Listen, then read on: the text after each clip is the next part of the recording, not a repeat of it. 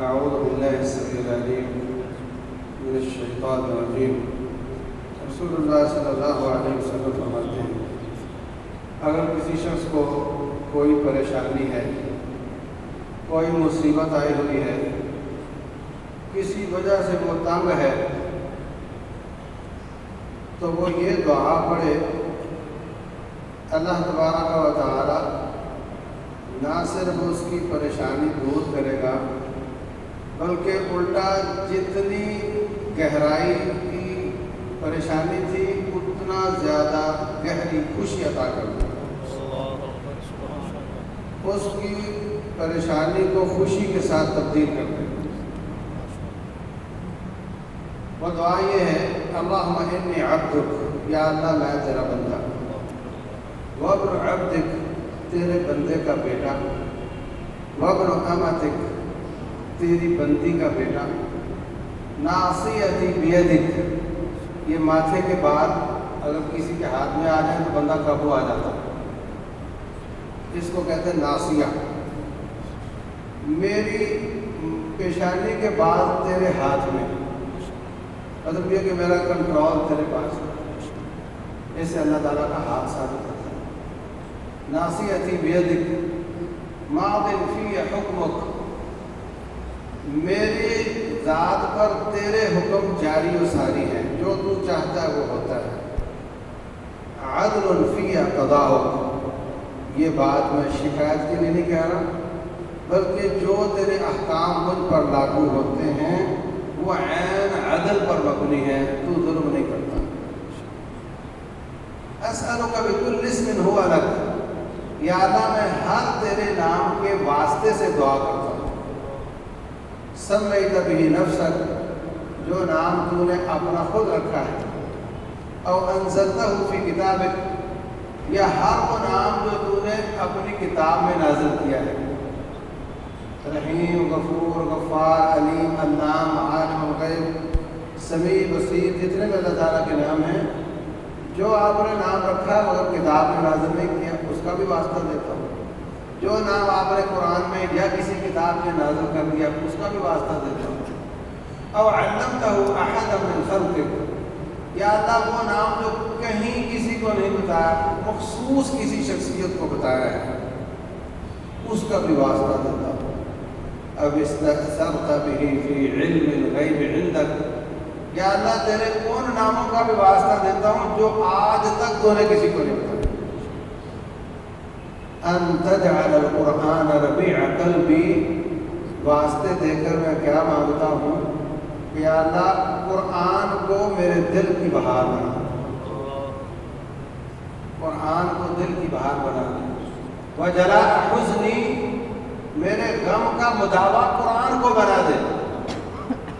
وذهاب ہمی وغمی، میرے ہم اور غم کو دور کرنے کا ذریعہ قرآن کو بنا دے۔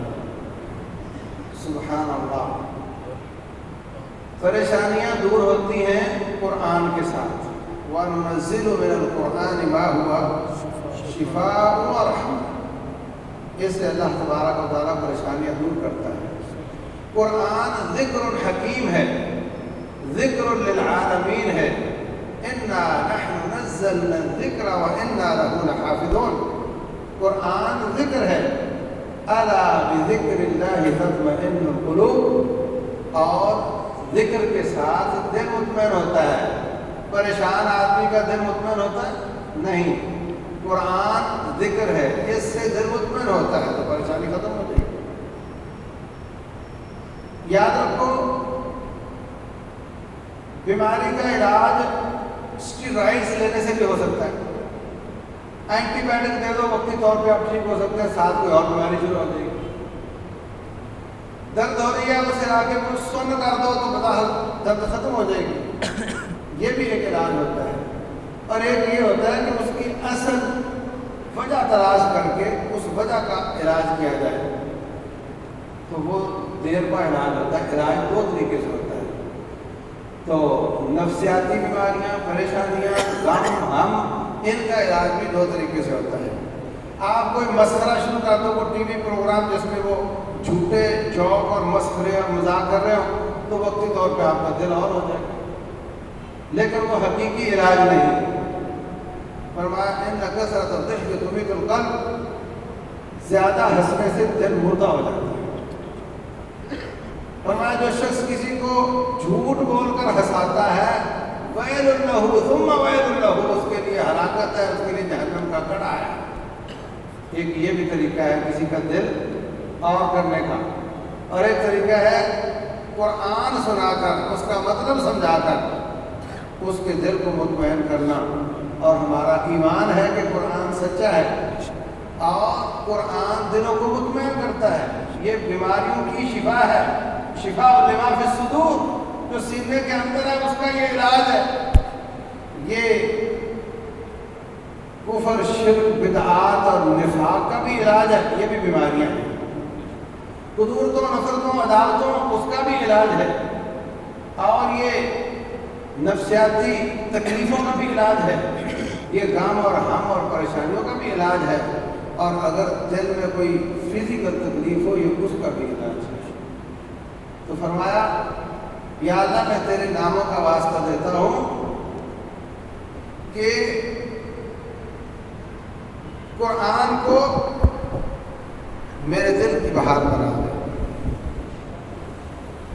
قرآن دل کی بہار بن جائے گا تو اس کے بعد کیا ہوگا؟ دل مطمئن ہو جائے گا۔ اس سے ثابت ہوا کہ اللہ کے نام 99 نہیں، اللہ کے نام بے شمار ہے، اس کا شمار ہی کوئی نہیں، لیکن ان میں سے 99 جو یاد کرے گا اللہ اس کو جنت عطا کرے گا۔ ان اللہ میں ہزار ان اللہ تسعون اسما، اللہ کے 99 نام ہیں، من احصاها دخل الجنہ، جو ان کو یاد کرے، ان کا مطلب سمجھے، ان کے مطابق عمل کرے، ان کے مطابق اللہ سے مانگے، اللہ تعالیٰ اس کو جنت عطا کرے گا۔